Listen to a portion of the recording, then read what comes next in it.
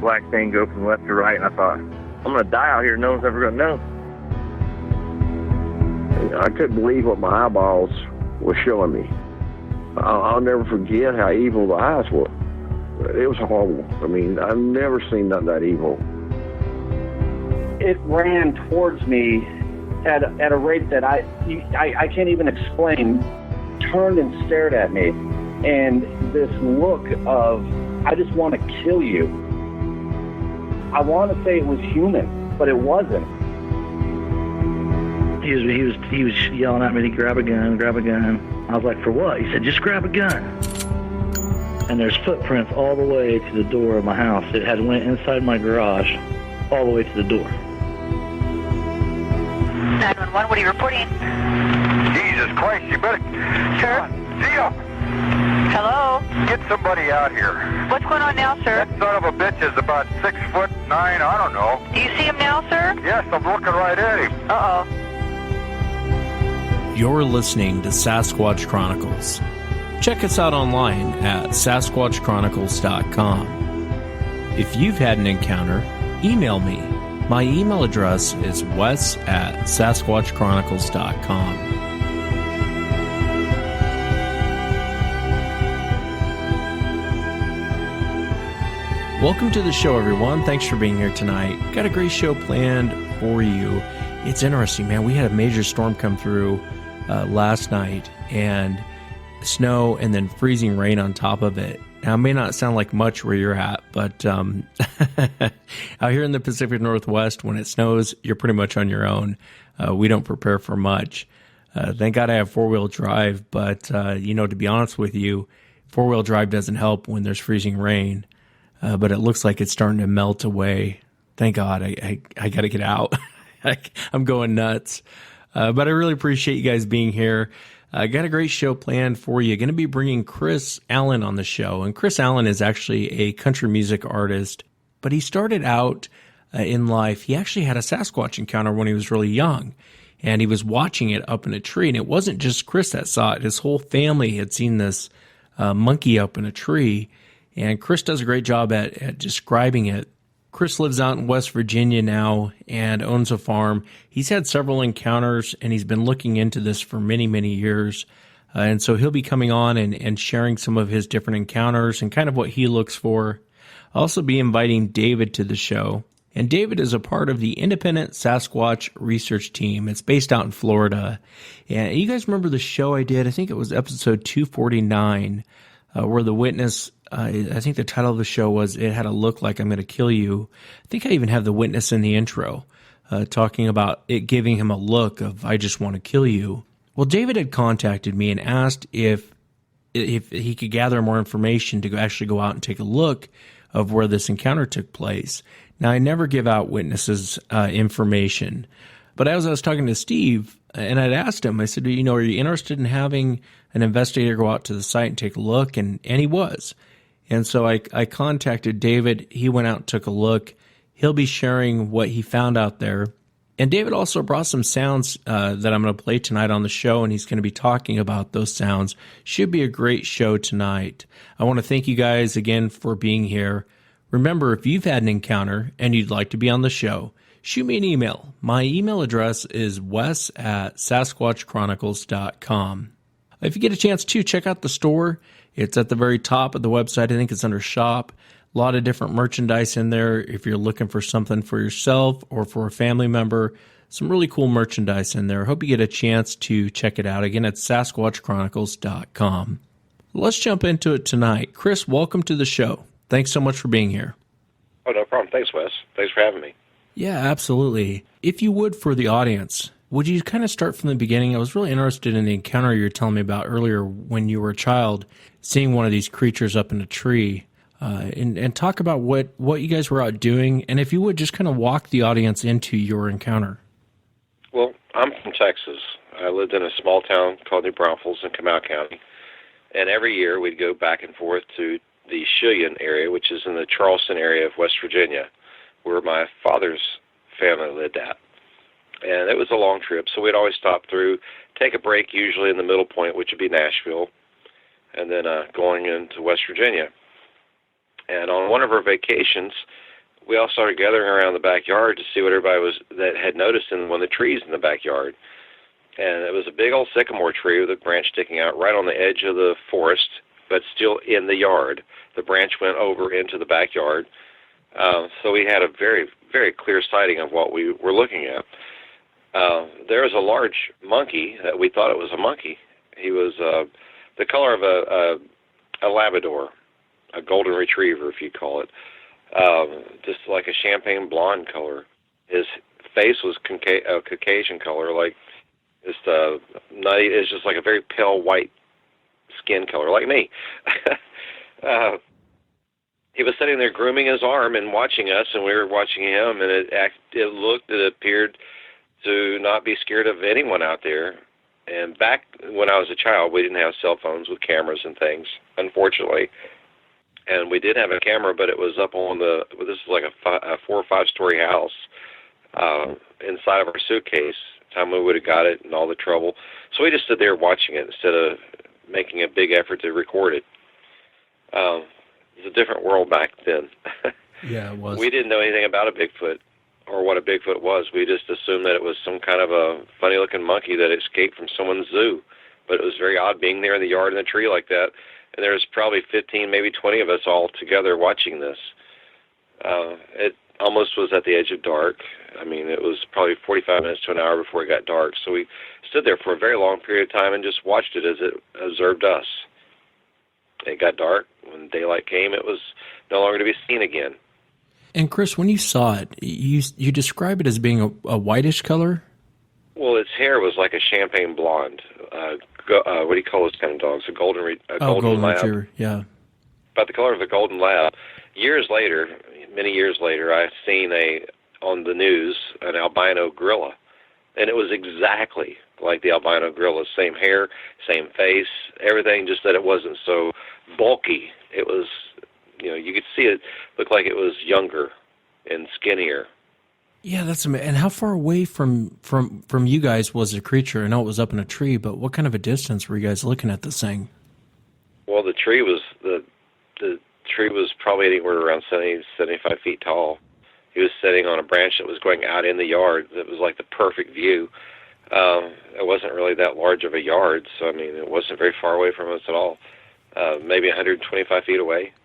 Do you remember what the conversation was like between everyone? I would imagine everyone was amazed. Yeah, everybody was standing up there just talking about it. Even my father and my mother were talking about. He suggested to go call the news, and they were in Charleston. This was in Cheyenne, West Virginia, which is the home of the basketball star Jerry West. It ended up that the comment reply was, well, time they got here, it'd already be dark. And so it was like, oh, yeah, true. So we just kept watching it, wonder what it is. It must be some kind of zoo where it escaped. Everybody was just more or less thinking it was a monkey. That's really amazing, especially since the creature's behavior, how it just kind of stood there cleaning itself and just kind of watching you guys and you guys watching it. It didn't really leave. It didn't really...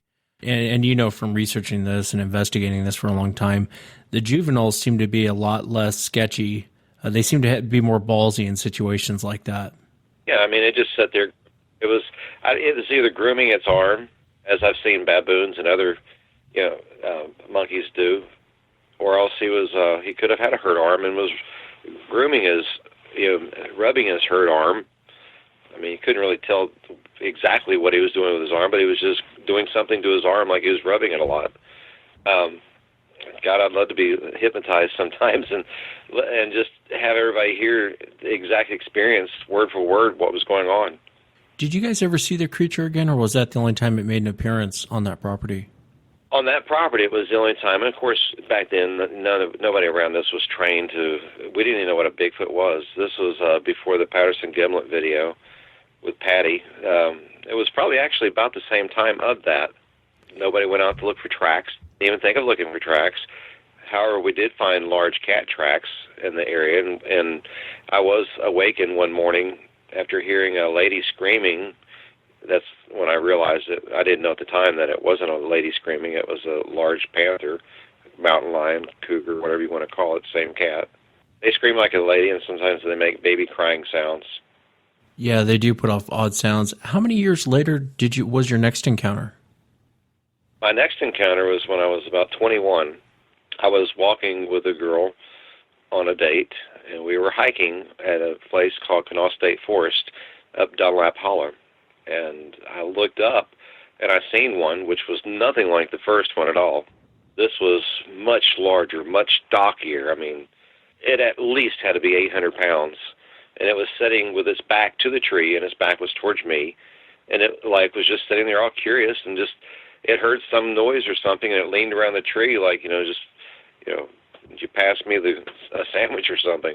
Like it wasn't, like it's just like an everyday thing or something. We looked eye to eye. I looked directly at its eyes. It looked directly at me.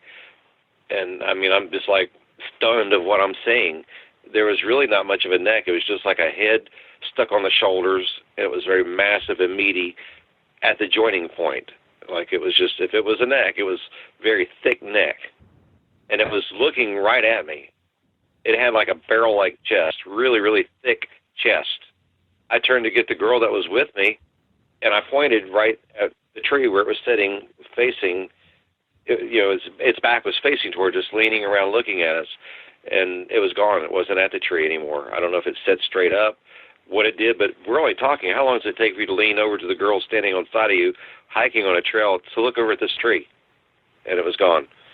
I mean, a second or so, and it was gone. And I wasn't about to walk over to the tree and see if it was behind the tree playing peekaboo. I'll tell you what, I was scared to death at what I had saw. It didn't dawn on me anything to do with the first one when I was a child. It had no connection until years after that sighting when I had my third encounter. My third encounter was the greatest encounter I'd ever had to this date. I've had many other encounters, but my third encounter was the one that actually put the fear of God in me. I mean, it literally put the fear of God in me. I've had rocks thrown at me. I've had logs thrown at me. That scared me, but it didn't put the fear of God in me. The third encounter, I was with my oldest son, who was the son of the girl for my second encounter. We later got married, and we had a child. Me and that child, as he was a young teenager, we were hiking on a trail in Greenbrier, West Virginia, called at Sherwood Lake. And we're hiking on this trail, and we heard sounding like it was a deer wrestling its antlers into some shrubs or little trees or something. And it was at the edge of dark, but it was a very bright night, very full moon lit night, lightning bugs everywhere, beautiful. And we're at the edge of a meadow where there's like a little volleyball court. There's a little swamp right over the edge of that where there's some dead trees. Well, they're dead now. Back then, I guess they were alive. But I don't know that question, but I do know that we watched two of these ripping bark off of a tree. They were taking their arms and their hands and just ripping long chunks of bark off the trees, and they'd just brush it down their face like if you're licking a corn on the cob, the butter off the corn on the cob or something. They were doing the same thing, and then they'd expel the bark to the ground, rip off more bark, run it down their face, throw the bark to the ground. They kept doing this. Then the two just systematically stepped into the edge of the woods, and once you stepped in the shadow of the trees, it was completely dark, and they were black. You couldn't see them at all. I mean, they completely vanished in the darkness of the woods. This larger one stepped out. This was the largest of the three. It was like a smaller, a medium, and a large, and the largest one was every bit of 11 foot tall. I mean, this thing was massive compared to the other two. The smallest of the other two was probably 6, 7 foot tall. I mean, it was like it may be a family, a pod of three. When it stepped out, now, mind you this, I'm at perfect health. I have no health issues whatsoever. I don't have any phobias. I don't get scared of things. I don't mind hiking around a lake at nighttime. And it was in the 40s this night, upper 40s, light jacket weather. Whatever this was that I was viewing scared me so bad I could not control how my body was perspiring. That's odd, and it's disgusting to talk about, I'm sure. But, I mean, I was soaking my shirt. I was so scared. I've never have been experienced of being so scared that it makes you perspire. That's crazy. I mean, but it does. I mean, I was actually sweating profusely. I was so scared, as cold as it was. I told my son, we have to run back to the safety of the car and the camper now. And we gave it everything we had. We ran as fast as we could, which is a good quarter of a mile back to the camper. My mom and dad were there, and I told them what we had encountered. And my dad just had the hardest time on earth believing my story. It was like, you must have seen bears. And it's like, no, you don't understand. If you had circus bears standing on each other's shoulder 3 tall, it wasn't as big as what we saw. And we've seen a lot of bear in our lifetime. We're in bear country. This was no bear. These were no bears whatsoever. There's no doubt these were no bears. And their body, if you want to see what they look like, what they look like, there is a video out there on YouTube. If you go to Manitoba Bigfoot, and you'll see a Bigfoot crossing a highway in the snow, that's exactly what these look like, exactly. Same cone head, very large arms. The largest one could probably, with its body height and the length of its arms, stretch up towards 18 feet at a hand reach. I mean, think about it, 18 feet. That sounds crazy. That even sounds crazy to believe. At that moment in life and time, after I got back and gathered my thoughts, and some weeks later, my son actually got beat up in school telling other kids what he saw. That's too bad. He told me before, it's like, Dad, I will never tell anybody ever again what I saw, ever. And to this day, he still doesn't. Yeah, that's too bad. I hate to hear that. When the creature stepped out from the wood line, was it facing you guys? And did it vocalize? Yes. Did it do anything towards you, or did it just step out and show itself? It didn't seem to notice us. Now, we were being very quiet while we were on this trail. In fact, I was actually mimicking a butterfly or lightning bugs. I had my hand cupped over my flashlight, and I'd spread my fingers and close my fingers and spread my fingers and close my fingers, just so I could stay on the path, because we were in the edge of the woods. And we were walking out to an opening, which was they use this opening. There's even a volleyball net out in this small opening area. People fly frisbees, stuff during the daytime. And just on the other side of this open area, it goes back into the deep forest, which takes you around to the dam at the place called Sherwood Lake. I've had most of my sighting in that area around the dam at Sherwood Lake. That's not the only encounter I've had in that area. I've camped 2 different times in 2 blizzards at this lake. Documented every bit of it. Have lots of photos of it as well. We're talking way below 0 wind chill factors. My ex-wife was a naturalist. She was a photographer and a naturalist at one of the local forests. She loved going out doing odd things, just as I did. We love adventure. She talked me into camping into a blizzard. That was pretty stupid on my behalf of what I did, but it was an experience. I swore up and down I would never do it again until the next time, and I did do it again. And after that, I swore up and down I'll never do it again until the next time. like most things in life, huh? You think you'd learn after one time, but in doing it again, and the things that I had encountered camping at this place in a blizzard twice, and encountering the exact same thing, different hunt, and I was the one probably being hunted. It was an experience. We found a deer that was freshly killed up there. This is skipping to the point, which I'll back up in time in a moment, but I want to tell you about this deer that we've seen. We were camping in this blizzard. This was the second blizzard we camped in up there, and we're in a tent. I had my dogs, my dog is still alive today. Very old now, but my dog is still alive today that went with me. His mom was an AKC beige Rottweiler. Never even heard of those until now. But regardless, his dad was a shepherd mix, so he's a good-sized dog. Then I had 2 other dogs. The largest, the dog, he's not scared of anything. He's a very brave dog. He chases bear out of my yard all the time. We're at this lake, and all of a sudden he jumps in my box. I had this large storage box that you keep your gear in. He used his nose, flipped up the lid, jumped in it, and the other 2 dogs followed behind him. One was a pit bull. The other was a skipper key. They were so scared of something. Now, there was no sign, there was no noise or anything outside, and it wasn't like they were freezing to death, even though it was that cold. They were acting just very peculiar, very odd. And I've made the same statement on many radio shows in the past. You could take a filet mignon and throw it at those dogs in that box. They wouldn't even sniff it. They were that scared. I had never seen these dogs ever, at that point, ever act this odd. It was just really odd. Well, a few hours later, I found out why, when they came to us. I'm asleep in the tent on a cot, and we had 0-degree sleeping bags that we had liners in and blankets wrapped around those sleeping bag blankets, and we were laying in our clothes outside of our jacket. and I was awakened by having a hard time breathing because something was pressing down on my chest. I mean, it was like pressing hard on my chest through the wall of the tent. My ex-wife was awakened by this, and she looked at me as I'm like, not figuring, I don't know what to do. I'm woken up with something massively large pushing on my chest. All I could think of doing is taking the palm of my hand and smacking it as I did. And it felt like I smacked a brick or smacked a tree. It raised straight up, and you could see the shadow of it over top of our tent. That was the only encounter we've actually visually seen on this trip, but that was very odd. As the night went on, we listened to all the noises outside of our tent, and it was amazing just documenting and listening to what you're hearing. There was 3 beating sounds, like how a silverback gorilla would beat on its chest. There were beating sounds that were much louder, but then again, if you ever go to a zoo or someplace where you can encounter a silverback and they beat on their chest, it's very loud. If you were in the dead woods quiet and you heard something, this is just like hours after the blizzard subsiding. The wind has calmed drastically down.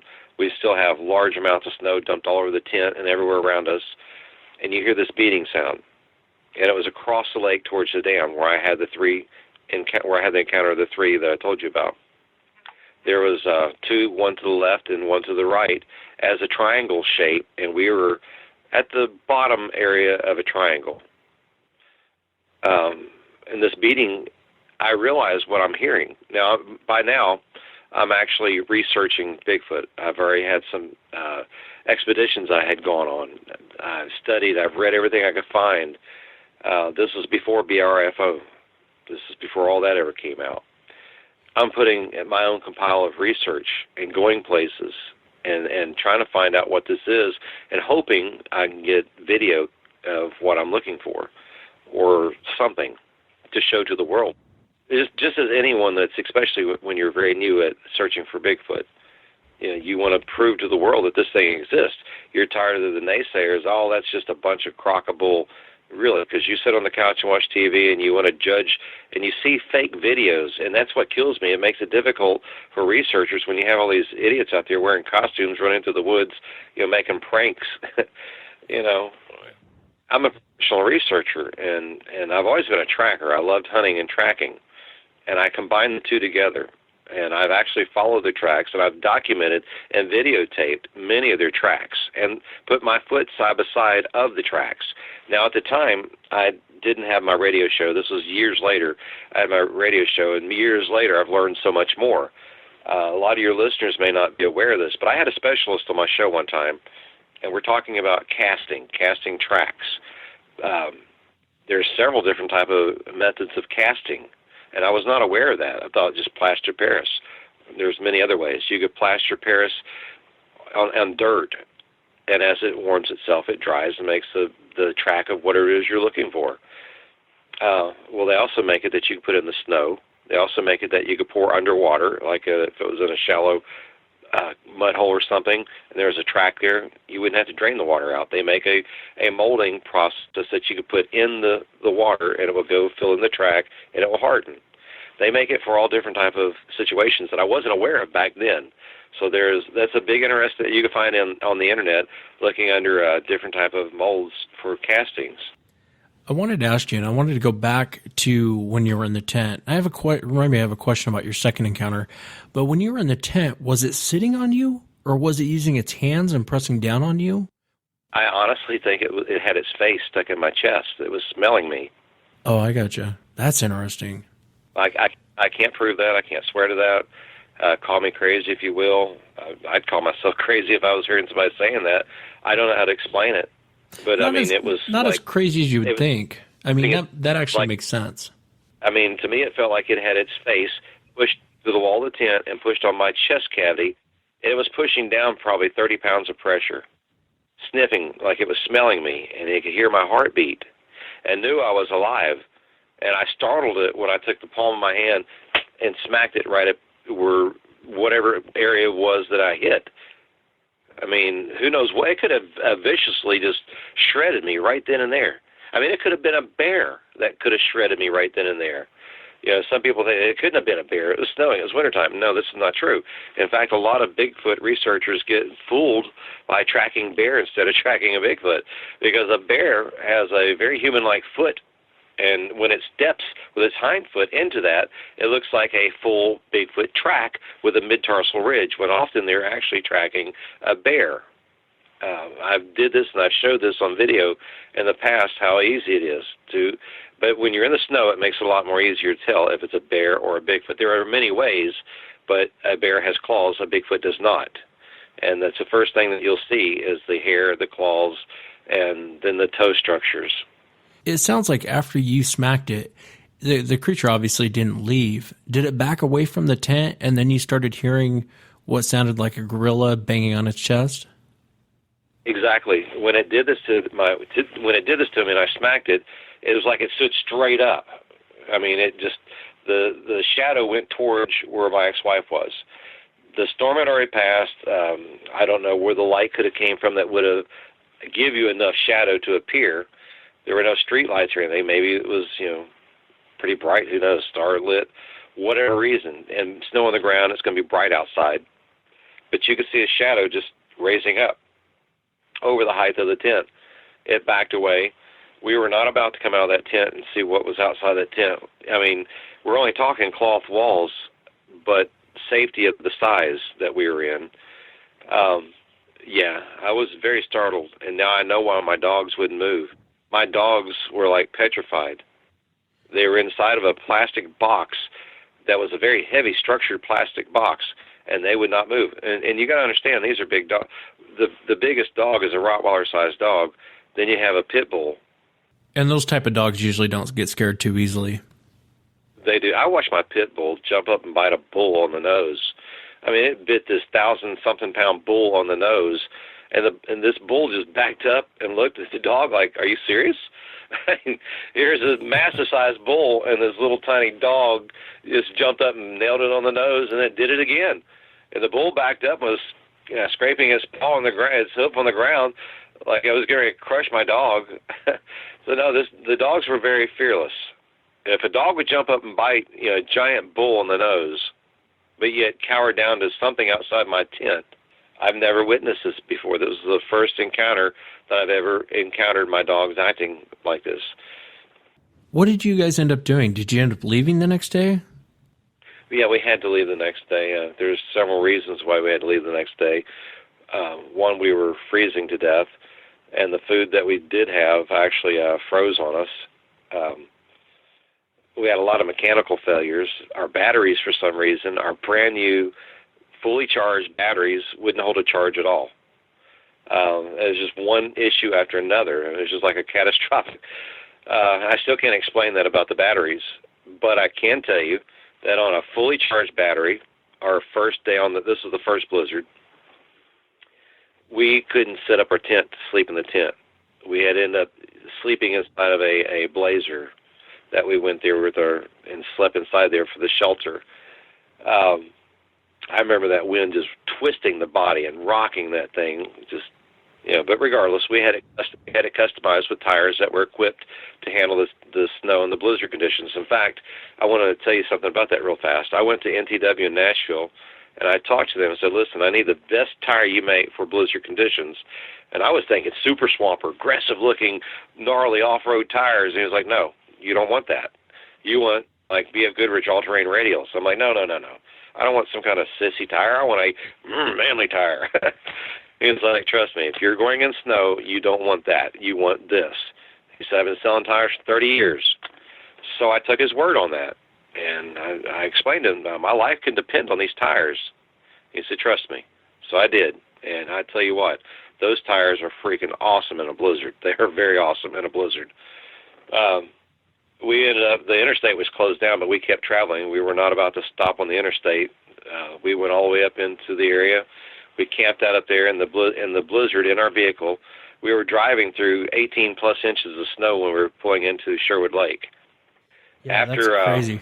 I think you're nuts going out there and camping in the blizzard. But go ahead, I didn't mean to cut you off. Yeah, right on a lake, too. So, I mean, we're getting the blunt of the wind. Now, before it started getting really, really deep snow, we noticed something bipedal walked off the hillside before we were there. It scuffed its, the little parking curbs, the little concrete yellow curbs that you park your car up to at a grocery store or something. They had those on this parking lot we were at, but they were completely covered in snow, of course. You could see where it scraped its hoof on that. Something with two legs walked off a steep mountain. It scraped its hoof on the parking curb, walked out into the snow, into the middle of the parking lot. Another one came from the lake, which was several 100 feet away from that, and it walked directly up to the tracks. Then they were walking side by side. Then out in the field, going in the middle of the parking lot with these, you would think it was just something with four legs, like an elk or something. But our point where we got out and we videoed this, and the video is on Facebook on my site on the videos. You go to the bottom. Unfortunately, it's not very long, and it's only showing, I think the temperature was 19 degrees at that point. This was the tail end, or this was the head end of the blizzard. Anyways, we got there. We video tracked these whatever it was, and all of a sudden the prints just vanished, like it flew off. Whatever it was walking on hooves. Two of them joined together. I showed it to game wardens, park rangers, naturalists, professors at schools. I've showed so many people. Everybody guessed what it could possibly be. Rabbits. Then something flew out of the air and ate the rabbits. Both of them at the same time. Or, first of all, this could not have been a rabbit. These were giant-sized steps. That's interesting. And it was hoofs, you said? They were definitely hooves. And whatever it was, because I got out and I looked at it really close, point down to my face was inches above it. Where it had stepped, it was so heavy it compressed the snow into like a little ice wedge. So it was very heavy, whatever did that. A rabbit could not have done that. Yeah, it's interesting. I don't know if you've ever heard of the Jersey. I'm sure you've heard of the Jersey Devil, but it kind of sounds like that. I mean, I've talked to a few witnesses that have experienced that or have seen tracks, and they claim it's hooves and it's walking on two legs. And there's a witness. I'll have to dig up my notes on it. He said the same thing. He said the tracks disappeared. He thought it flew off from where he was tracking it. You know who George Norrie is, Coast to Coast? Yeah. I seen on his site years ago. It used to be. I used to go to. He's changed it because I went there the other day looking for it and I could not find it. Maybe somebody could write George Norrie and get these because I'd love to see a copy of it myself. The same exact hoof marks he had on his show listed underneath the name Devil's Footprints, and it told a story of this man that was working in this office out in the woods late at night. He looked down the hallway and the lights were off, and he heard something, and he looked back down and the lights were on. He walked down there to see why the lights were on and who he heard in the office down the long hallway, and he smelled like a burning hair smell. And when he looked into the carpet, the exact hoof prints that I saw in the snow were burnt into the carpet. The exact size, the exact tracks were burnt into the carpet. They're just saying, does anyone know what these tracks could be? Well, then it also showed the same tracks walking across a roof of two different houses in the snow. I personally witnessed these tracks the next day after we videoed this. Some of them were walking straight up the side of a tree where the snow blows on the tree. The tracks were walking straight up the side of a tree. It's just things that is like, there's no way. Now, do we have battery? No. Our brand new, freshly charged Sony batteries were completely dead. They lost their charge right after I videotaped those tracks. We had lots of batteries, hundreds of dollars worth of batteries with us. They were all dead. That's odd. What do you make of that?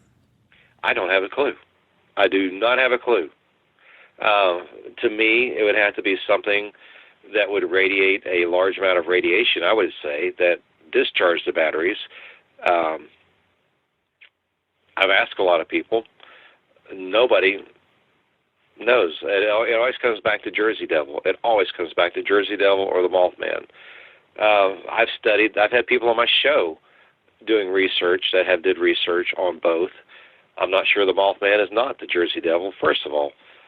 If we block in our mind that this isn't real, then it is exactly as your mind perceives. It isn't real. There's no sense in going further. But once you can intelligently think, is it possible that this is real? Listen to others that are telling you what we saw. Believe it when you see it, but just open your mind to listen. This could be real. I was, to prove this fact, I was on a eagle expedition looking for bald eagles at Reelfoot Lake, Tennessee. It was a certain time of year they congregate in this area. We didn't see really any at all. So I suggested to my ex-wife, why don't we pay to go on an eagle tour?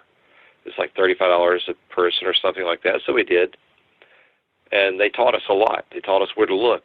And after that, we had no problem finding the eagles. They were everywhere because we were trained now where to look. When you go looking for something that you're not trained to find, it makes it difficult. And here's another point proven. I get asked on my radio show that I used to have, why isn't there a great video? Why are there no great pictures? And better than that, why haven't we captured one? Well, there is a lot of answers to that I have several for you. There have been 2 captured. There have been 2 Bigfoots known to man, documented in history and captured. Even one of them was on Discovery Channel where they had a video that was in Russia. They captured a female Bigfoot. They even got it drunk several times and they bred with it. Yeah. Yeah. They actually dug up. You're talking about They Xena? dug up. They dug up the grave. They found the siblings, the DNA match that was not the same as human DNA. There was another one that was in the Washington Post. I think it was actually in Boston.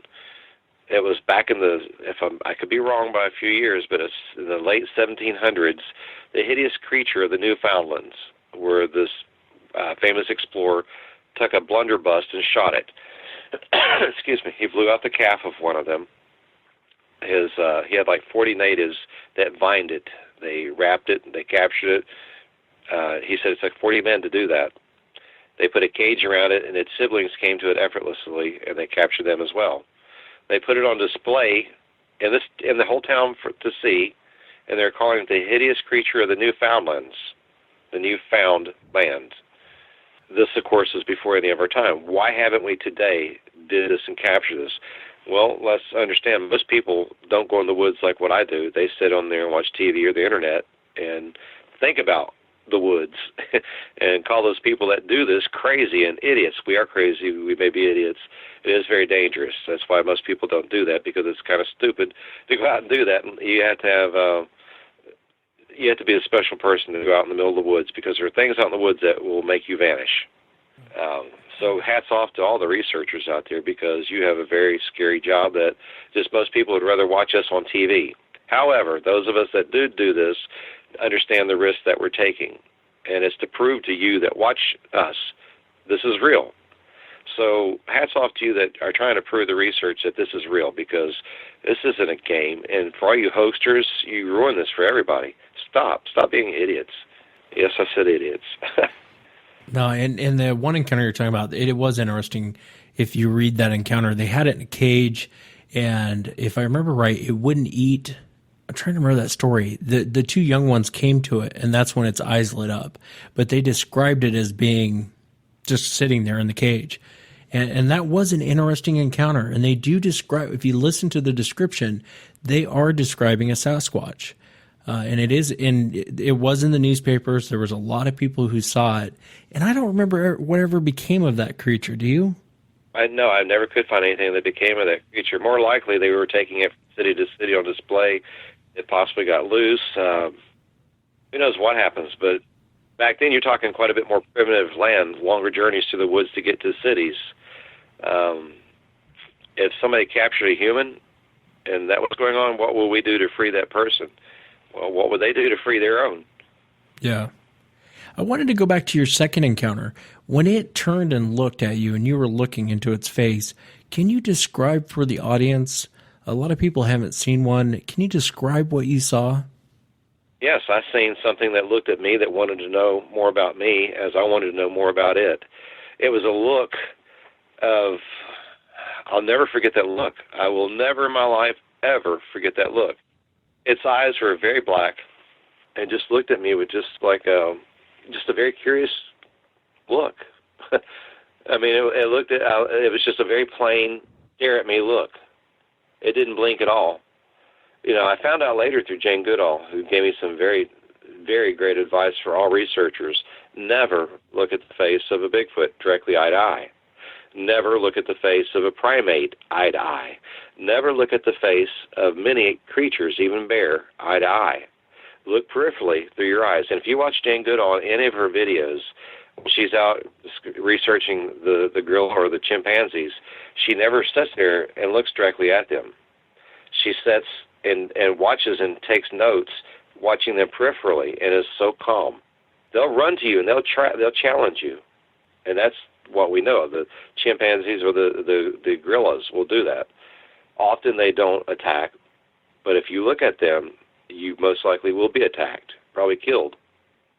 I went to after I was told this by Jane Goodall herself, I went to a zoo, and this was the Nashville Zoo, and there was a baboon in a cage, just grooming his arm the same way the Bigfoot appeared to be grooming his arm at my first encounter. And I'm looking at it, and it looked at me almost just like the same way the first encounter I had with a Bigfoot. Now, this is a baboon in a cage at the Nashville Zoo. So I thought I'll do this experiment. I love experiments. I wiggled my eyes directly looking straight at it. That baboon went, is it proper to say, went apeshit? Yeah. It did. I mean, it completely went 180. I mean, it just completely turned around and went crazy.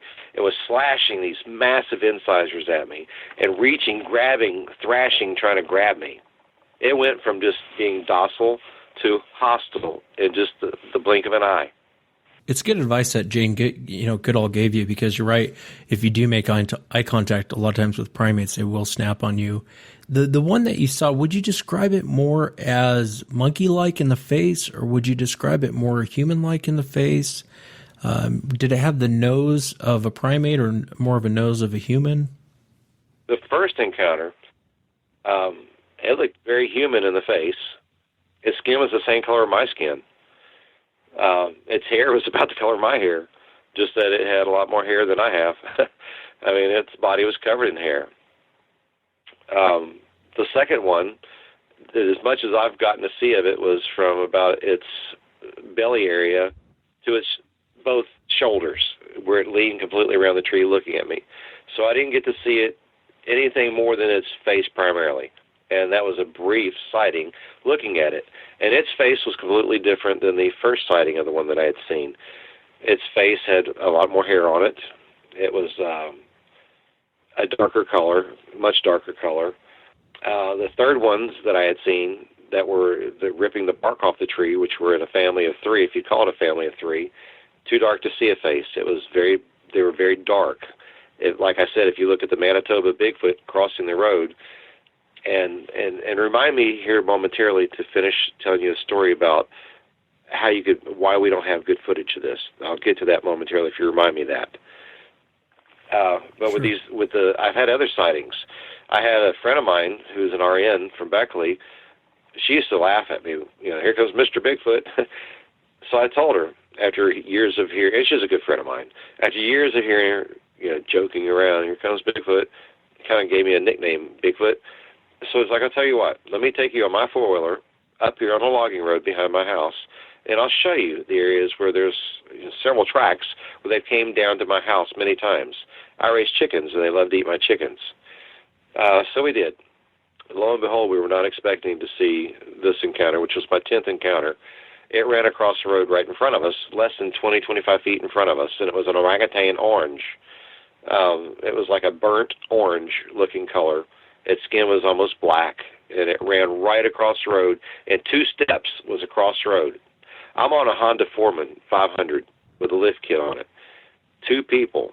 It's not a quiet machine. I'm not expecting something to run across in front of me, and I'm not going too slow. I'm probably doing every bit of 30 miles an hour on a sandyish kind of bed logging road, rocks and sand. This thing ran across the road. Now, the hillside was very, very steep. I could not walk up and down this hill. You'd have to rappel it. And 2 steps, it crossed a logging road. And 2 steps, it crossed a wide part of the logging road. It grabbed a tree that's about the size of my calf and my muscle. I'm an average-sized man. I'm 5'9", so I have average calves. It grabbed a tree about the size of his calf, swung around, and went over a very steep hillside.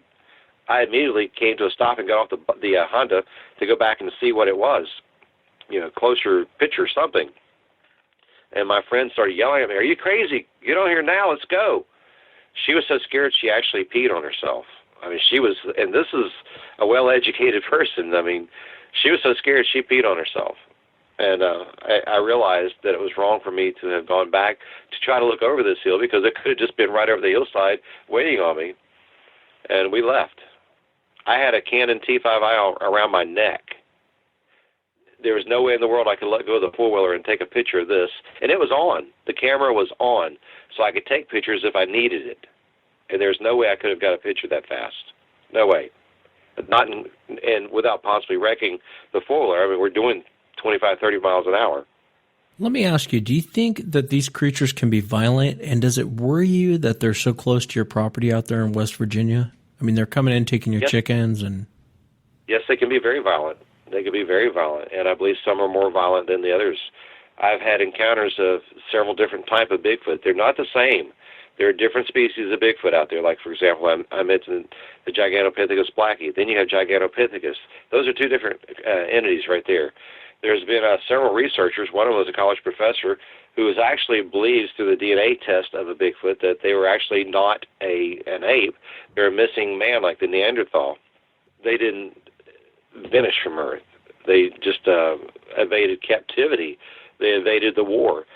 If you look into it like this and look at it with a different point of view, let's follow Native American legends like the Apani. The Apanis in the Four Corner areas, they were cannibalistic. They had war with the hairy man, the Bigfoot. And one of their legends, they came into one of their villages and killed almost everybody. The Bigfoot ate the man ate the Bigfoot. It was a war between the hairy man and then the Apani. And this one raid, a few village men escaped. They went to the nearby tribes. They put together this giant, rally of warriors coming to kill these hairy men. They sage-burnt brush in front of their dens, their cave, smoked them out, and then rained arrows all up on them and killed a lot of them. That's just one community. That's like one village, one tribe, one community, a Bigfoot. There are Bigfoots in every state, and there are many Bigfoots. There's not a few of them. There are several of them. I've had 10 encounters in my lifetime. Now, I've worked with many, many professional researchers all over America. Some of them have never had a sighting in many, many years of research, but they've had enough encounters to know the story's true. Why would I be blessed, if you call it that, to have many encounters? I really don't know the answer to that. However, I do spend a lot of time, and I've been in the woods with many TV crew who have some of the top TV shows, which I'm not going to name names. I'm very disappointed that they do not actually spend time in the woods researching. It's more for publicity. It's more for the ratings than it is for the actual professional research. You cannot go into the woods and expect to be in the woods 15 minutes, 30 minutes, a few hours, and find what you're looking for. You have to dedicate time to your research. I have went with 30 or 40 men at a disclosed location in northern Georgia, and several of us had encounters. They actually came into our campsite, and it's because of my theory that I've been putting together. If my theory is correct, and why I have a better success rate than some fellow researchers, is because I'm a musician. I play guitar and I sing. And when I look for Bigfoot, I often bring my guitar and I sing. This seems to attract them. So let's think about this a little logically. If you're out in the woods cleaning your rifle, and you're talking about how you like to blow the head off of Bigfoot, and you're arguing and being boisterous and loud, being a threat, you're probably not going to have a Bigfoot encounter. But if you're out there and you have your wives and your kids, because a lot of encounters have been with the kids and women, softer voice, friendlier voice. So if you put that more into your display, what they're saying, you're less of a threat. You're more of a curiousness. What is that? They're playing music and laughing and singing. That seems to attract the beast, and men are beasts too. as opposed to the drama and the bitching and the fussing and the cussing. That seems to be the nature of the beast, who wants to participate in that. We don't want to live Jerry Springer.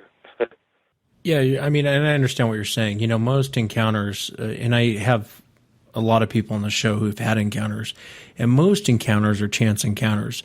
It's not the quote-unquote researcher or investigator going out there, or it's always the hunter, you know, the hunter being quiet, or the hiker, or people who are out just doing their thing seem to run into these things more than people actually out looking for them. So I agree with you there. I mean, I tend to agree with you. I think that if you go out in the woods, you know, like you see on TV where they blow up fireworks and you're going to scare everything within 20 miles from there is going to run from you.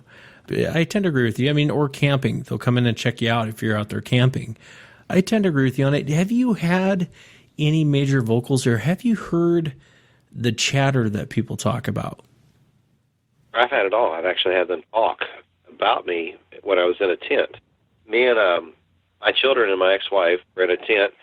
My parents were in the camper on the same camping ground, and we're at the edge of the forest over the last campsite in a camping area. This was at Sherwood Lake, then again, where I saw the three. It was late camping season, where most people would not camp in a tent because it's too chilly. I mean, it gets pretty cold at nighttime. But we didn't mind that. We had proper gear for that. Yeah, you're used to camping in blizzards. Yes. This was in the upper 30s, lower 50s, in that range. It might make it up to 70 on a warm day. So to me, that's perfect temperature for camping. Yeah. There were two of them, which sounded to me like it was an adult and a juvenile, less than 75 feet outside my tent, early in the morning, just as the sun's coming up. And they were talking about us. And you could hear their conversation. I've tried to do this on several radio shows before in different locations to tell people what it sounded like. If you would talk instead of breathing out, if you would talk and breathing in, that's what the voice sounded like. And one of them was a much deeper voice. I don't know what the man's name is, the narrator on The Lion King.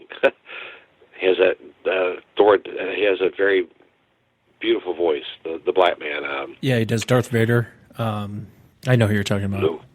I don't know who he is, but he talks with you can hear the deepness of his voice.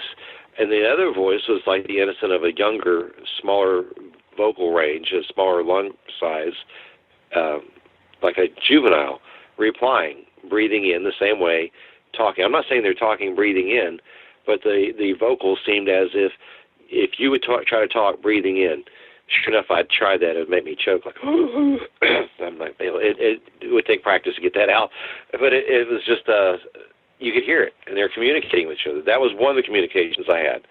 And another thing that I get asked a lot about the smell, the odors, those two did not have an odor whatsoever. And like the one in North Georgia that came right into our campsite, it didn't have an odor. It actually smelled more like a horse stable.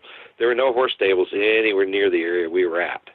But yet, I love the way a horse stable smells. I've raised horses most of my life as a child growing up. So you know what a stable smells like. It smelled like a strong straw, a hay smell. It didn't have a musty stink to it. I've had some that smelled just like what you'd imagine a skunk to smell like. I've had several encounters in my lifetime, and they all do not smell. I'm curious, what gave you the impression they were talking about you? Because I was in the tent in front of them. The only thing between me and them was the lake, and I was probably less than 125 feet from the lake. There was a trail that they were standing on. They were out there talking. I was real quietly trying to unzip my zipper of my tent. I was actually getting really scared because they were right there. I did have protection in the tent with me, but even then, I wasn't going to sick my ex-wife on them. No, I'm kidding. Yeah. I had my panic button on my Jeep. I hit the panic button on the Jeep, and my father came out of the camper, opened the door, and when he did that, they ran off. That gave me the grounds because my dad's looking out the camper door towards my tent. So I flew out of that tent. I already had my shoes. I threw my feet in my boots, and I'm running in the direction where I heard the running go off at. I could not keep up with it, could not see it, but you could hear it going, and it was gone. I'm curious on what you think these things are. I know you've run into them, and sometimes people have more encounters than other people. I've talked to a lot of woodsmen who've run across them several times and have had several encounters that are out there all the time in the woods. But your impression after having these experiences, and again, there's obviously no right or wrong answer. I don't have one in my garage I'm studying, so I can't tell you you're right or wrong. But what is your impression? What do you think that these things are? Well, that's a very deep question because there are different species. You have one that came after my son, came right after my son, and this was I had a perfect view of it. It was what was later told to me by a man named Marco Bill, the Marco Bill Show. He faxed me some photos and sketching of what a dog-faced Bigfoot looked like. And I've only heard a few people talk about the ones that murdered the people down at Land Between the Lakes, Kentucky, Tennessee. There's somebody that supposedly murdered a family down there by it, but I couldn't find enough research to prove that. However, I do know, sending in DNA throughout the years, we've learned to use certain places, because if you send into government locations, you will not get your results back. And if you do get your results back, there'll be an excuse tagged with it. I'm not trying to criticize Big Brother, but they just don't want to tell us all the facts. And as my ex-wife was a naturalist through the Forest Service, we were told by the head game warden there that we're not allowed to talk about a lot of things, our encounters. And you have to understand the billions of dollars a year that are made through the forestry services, your licenses for fishing or hunting, your sales of all the gear, the tackle, the permits, the camping, the firewood, the whole 9 yards, the whole bit of it. They don't want to scare people from the Forest Service. Yet, if you shoot a Bigfoot in certain states, it's against the law, and they could imprison you for shooting a Bigfoot. Yeah, okay. I don't know that would ever hold up in any state if you actually put a bullet in one and dragged it in. I think they'd come in and take it from you anyway, but I don't know that they would actually imprison you because it technically doesn't exist. It'd be a big cover-up. It would be a giant cover-up. Absolutely. Just like, the alien stuff. And I'm not even, after listening to the years and of all the guests I've had on my shows, some of the professional researchers that have researched around the world looking for Bigfoot, and the stories that I've heard these people tell me, some of them we were like laughing behind our breath at first. I know that sounds bad, but I have a right to my own opinion. And when somebody's telling you they've seen a levitating Bigfoot, I'm sitting there thinking, are you sure it wasn't Chewbacca? And then I've had people, the same researcher, tell me that it made this noise right at them, and it stunned them with this noise. I mean, they were able to vocalize so loud that the resonance of their volume stunned them. They couldn't move. And hearing all this, and you think, are these people legitimate or are they crazy? Until you're there and until you witness this with your own eyes, it's so easy to call them crazy. It's so easy to call somebody insane. Until you're there and you witness this, then who's going to believe you? Yeah, you're right. That's the way it really is. So I have to listen. I'm compelled to listen to these stories and to answer your earlier question, why we do not have very much video, really good video. Okay, well, there's a lot of in-depth reasons, and I ask every one of you to do this experiment. I'm going to show you how to do it. It's very simple. Take your camera, your best camera, go out in your yard at nighttime, shine a flashlight, take a black dog, any size, like a Rottweiler-sized dog, and have it run past your camera several times. Then you tell me, can you clearly see that's a dog? Even if it walked by your camera, can you clearly see it's a dog? And you know the answer. You think you know the answer until you watch it. You'll never know what that was had you not known it was your dog. That's right up on you. Okay, well, take that dog 100 feet, 200 feet, 300 feet away from you and do the same thing. You'll clearly see a silhouette of something go by. But if it's a black dog, you're not going to know what it was that went by. There's no way. Yeah, you're right. And, it's interesting. I talked to a primate researcher one time, and he had sent me a bunch of pictures, and I thought he was sending me Bigfoot pictures because it was just a bunch of blob squatches he was sending me. And what was interesting about it is he told me, he goes, that's a chimpanzee. That's a great ape. And I was like, what? And I'm looking at these blob squatches, and he said they're very tough to get on camera. Obviously, we have them on camera now. You can go look at clear photos of them. But he said when you're out in the wild and you're going after these non-human primates, he said 9 times out of 10, you'll come back with what the Bigfoot world calls a blob squatch. Because of the way they move, they're so fast, they'll come in on you, and then they leave so quickly. So I tend to agree with you. I mean, it's tougher to get a picture of these things than most people realize. And like the encounter when you're on your four-wheeler, you got a camera around your neck. But sometimes things happen so quick and you're not prepared for it. And especially for most encounters people have, it's a one-time type encounter, or it's maybe twice, and they're chance encounters, and people really aren't prepared for it. And you'll ask a lot of witnesses I've even had on the show, why didn't you get a picture of it? And they'll tell you, I had a camera in my hand. I was so awestruck of what I was seeing, it didn't even cross my mind. I've had hunters who've had loaded guns that were 50 feet away, could have easily blasted one of these things. And you ask them why, and they're like, I didn't even realize I had a gun in my hand. I completely forgot I had a gun in my hand.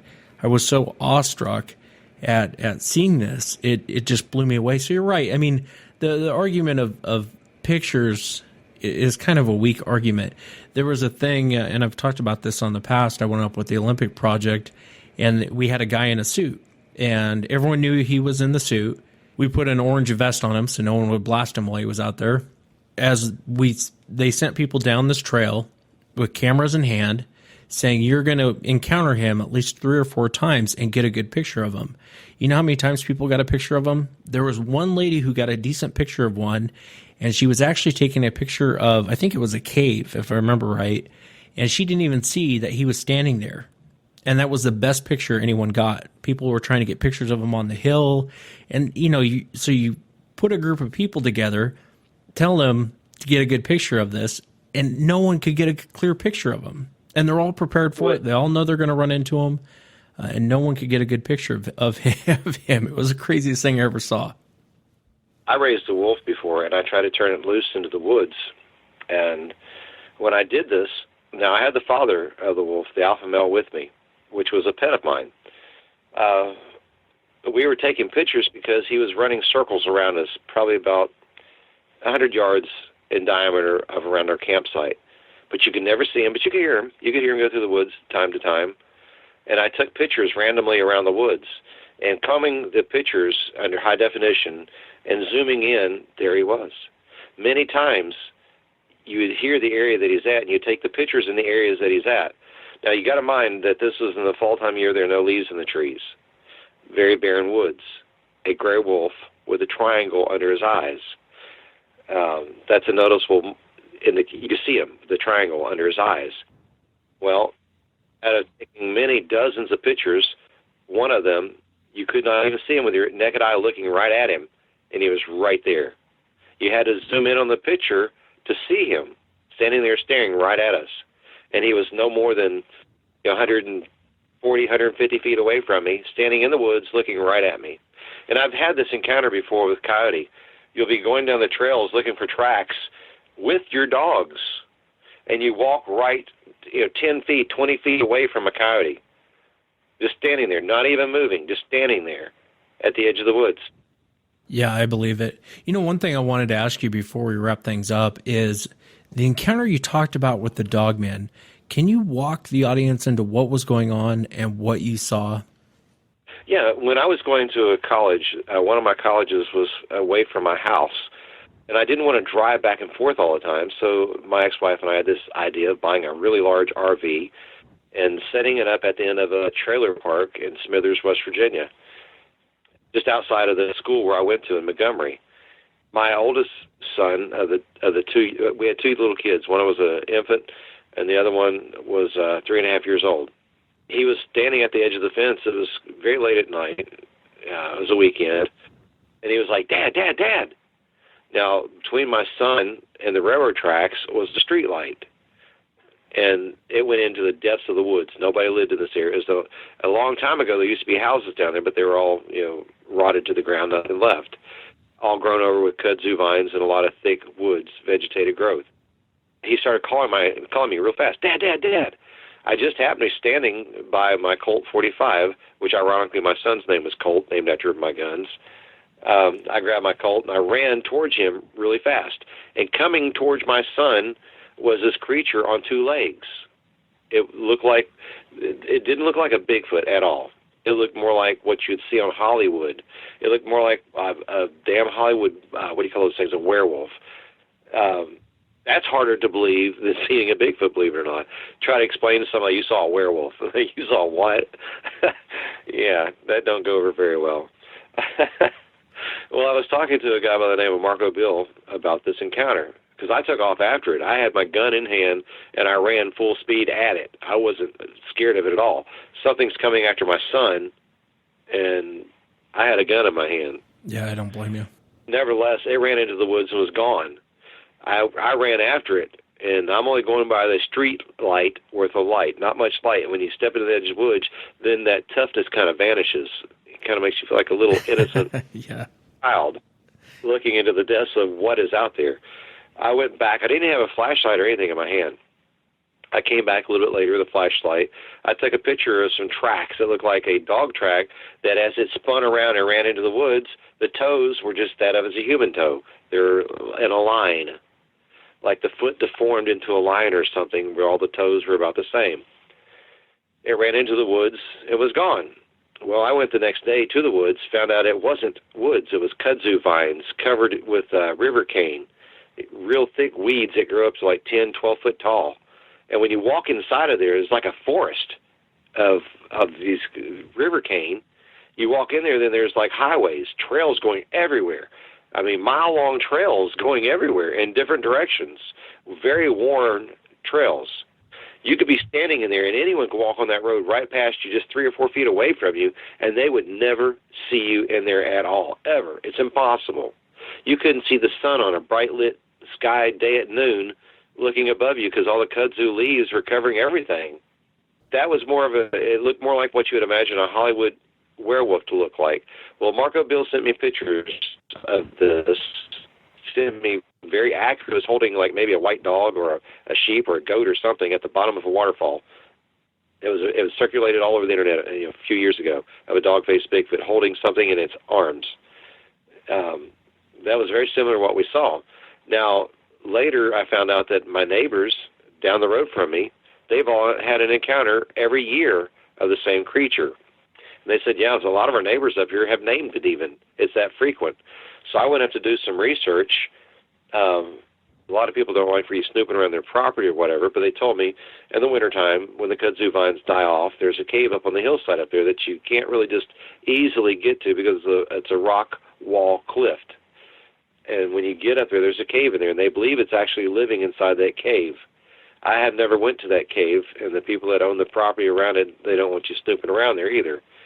This one area, a lot of people supposedly have encounters by it, and they will talk to you about it too. Yeah, I get a lot of reports from West Virginia, Kentucky, a lot of those southern states of this Dogman that people run into. And it's exactly how you describe it. That's exactly what they say. Imagine a werewolf. They chatter like a coyote. Everybody that has the encounter with it, so that when they talk, like there's 2 of them that were communicating with each other, and they said, we thought it was a whole pack of coyotes coming around this ledge, and it was actually just 2 of them communicating just very loud, making all this jibing like what a coyote would sound like. And I went up and I asked questions to these people that had witnessed this up there. This one lady, she said, I even asked her, were you on any medication? I didn't want to offend her, but I wanted to know, are you on medication? Because a lot of people in the rural areas, they tend to take more than they should, if you know what I mean. Well, I asked her, and she's like, no, I do take medications, but I was not on any medication at the time. She said, I watched it walk off the hillside where her security camera was at. She said it walked right between her 2 cars on 2 legs. And I said, now, could it have been a man in an elaborate suit? She said, no, its ankles were that size of a dog's ankles, what it would be. There's no way you could have had a suit that would have ankles like that. And she said it even went out and touched her car and left paw prints on the car as it smeared. And she said the reason why it came down there, she assumes that she often takes her meals and throws it over the creek bank to feed the raccoons. And it was coming down to eat the food. Yeah, that makes sense. Inadvertently feeding it, huh? Yes. That can get dangerous real quick. Well, a lot of their neighbors were doing the same thing. They were feeding it, and that's why it kept coming around. Well, Kris, I appreciate you coming on the show and sharing your encounters. I really enjoyed hearing you talk about the different encounters that you have and your perspective on it. And the Dogman, too. I mean, there's a lot of people that run into that thing, and it tends to be more vicious. A lot of witnesses I run into, for whatever reason, the Dogman seems to be more vicious than more aggressive. I'm glad that the situation you didn't have with your son, it departed ways with you. And you going after it, for people listening, I probably would have done the same thing. Come after my kid, and I don't care if you're 15 feet tall, I'm going to come cut your head off. I don't care how big and bad you are. And so I appreciate you sharing it and sharing it with the audience. You know, it helps a lot of people. This show, I always welcome people to come on and share their encounters, and I know it helps a lot of people to hear other people talk about it. So thank you again for taking the time to come on. I know you're a busy man. Thank you again for coming on. You're welcome. If you get a chance, go to some of my sites and check out my music. I've had 8 world hit songs, KrisAllen.com, KrisAllen.com.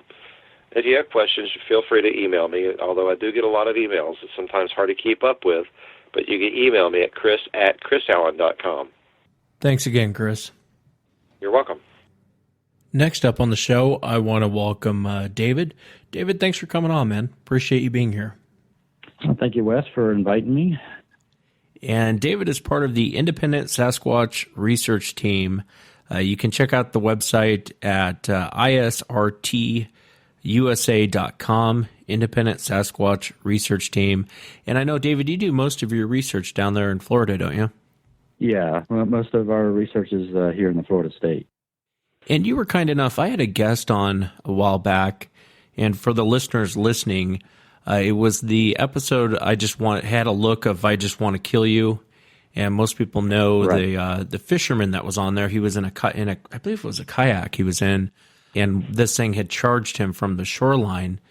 And you were going to go out there and research the area.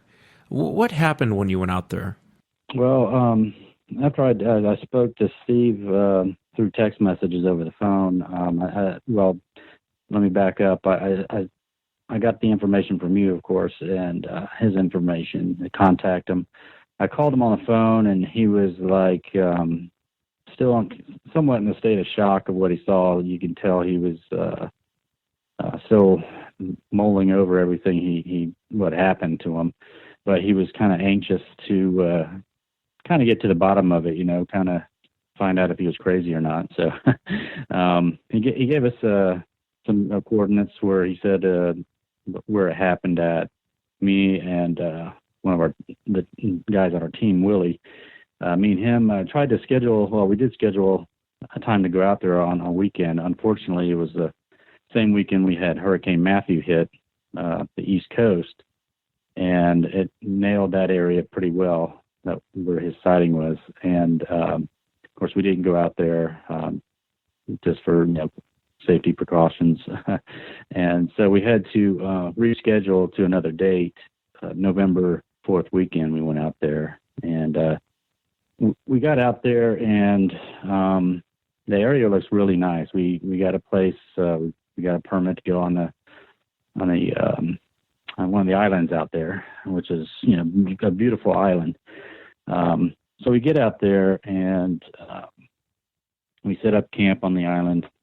We got kind of a late start getting out there, but it was by that time when we got out there towards the location that we thought it was getting kind of late. Plus, it was pretty low in that area for my buddy's boat. He had a pontoon boat, 20-foot pontoon boat, and we were in like a foot and 8 inches of water, and we were just scraping bottom with his motor. And we tried a couple of places out there, or we found one place that we thought it was, and we were kind of off, and so we had to backtrack and go several hundred yards up to the location. And by that time we found it, we were getting really low in the water, so we kind of made a mark on our GPSs to where we figured this was pretty close to the location where it happened at. And we ended up going back to the campsite, basically trying to come up with another plan to get out in that location the next day.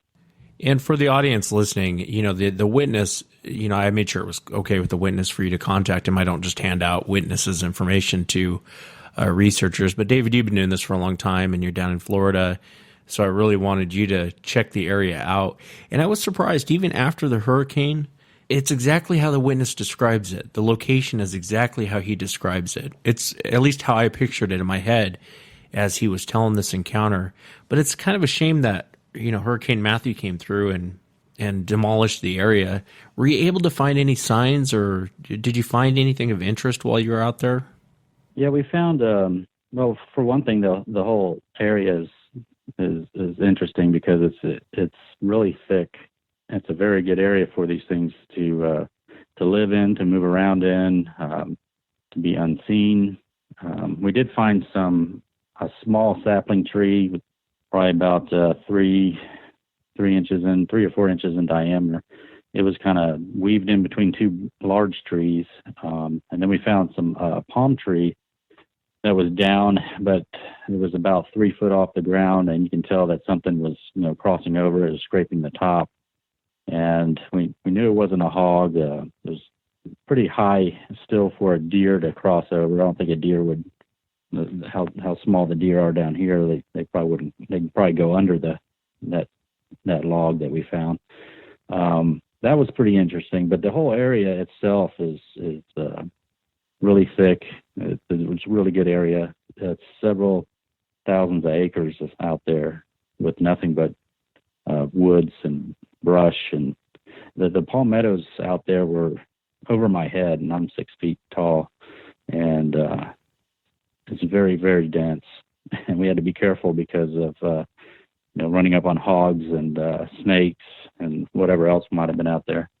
Yeah, well, hopefully you guys can get back there after it's kind of settled down. I would imagine it's settled down now, but you know what I mean. Most of the wildlife probably left that area during the hurricane, and I would imagine it takes some time for them to kind of come back. Yeah, I think they would.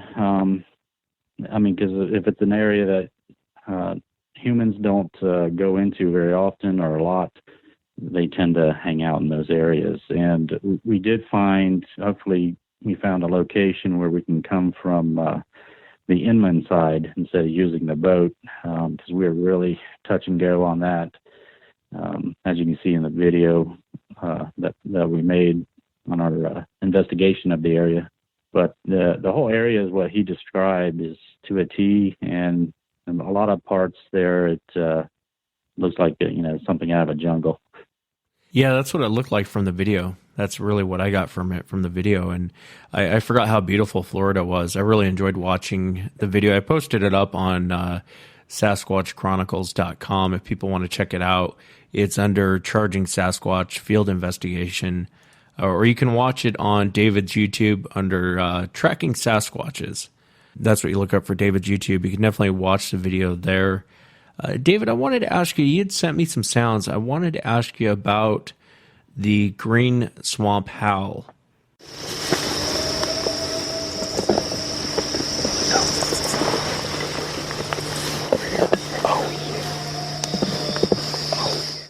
Can you tell me what was going on here? It was a few of us. That one was recorded back in 2013 in November, and it was just us one night in an area we go pretty often, closer Central Florida area, well known for a lot of Sasquatch sightings.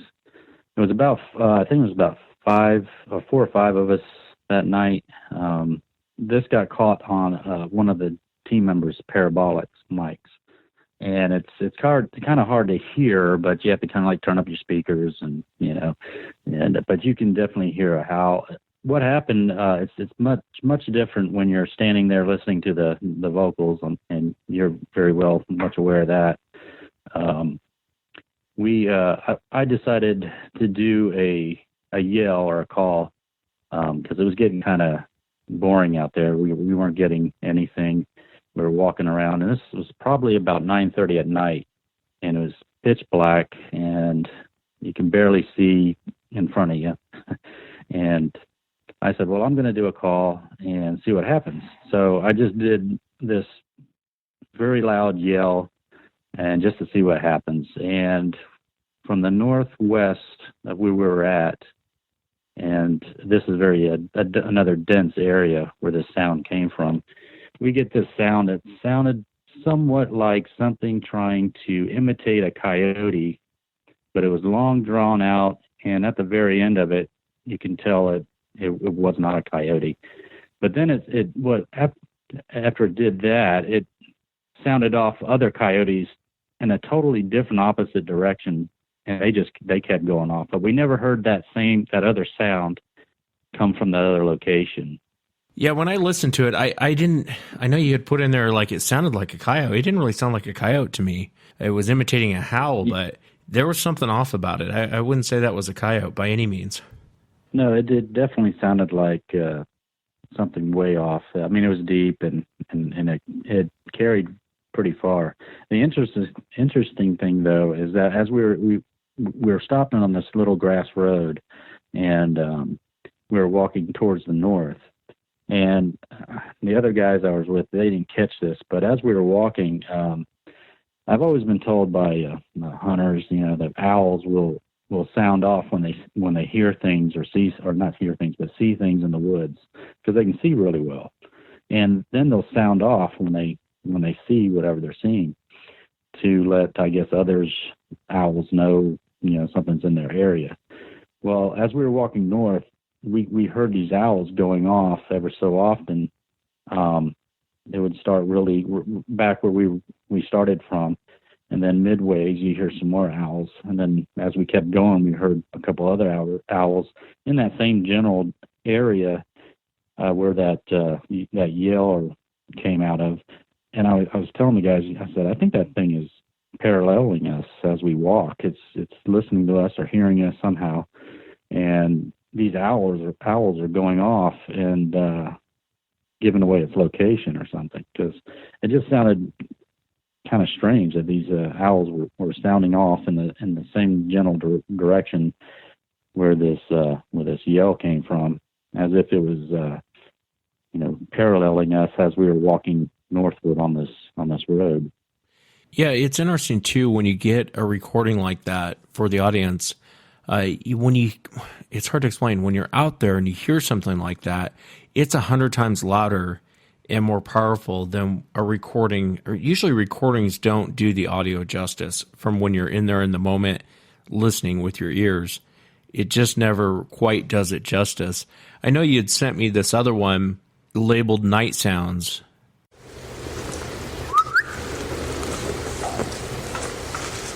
Just heard it now.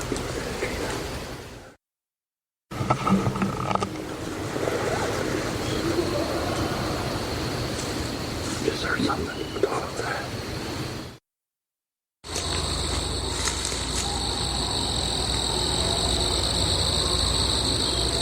They heard this dog. Yeah.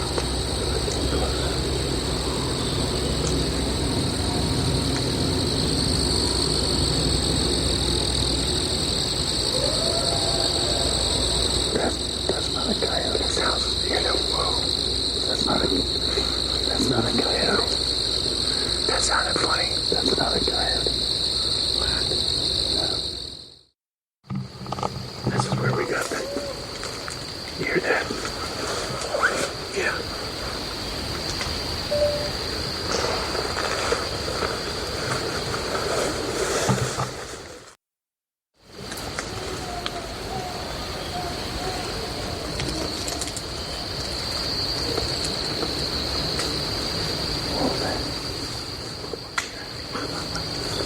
Gibberish.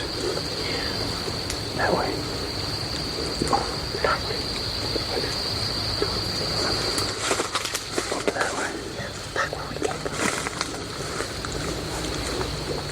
Where the coyotes were. That sounds like gibberish. I never heard that before. Yeah. They're pissed off or something.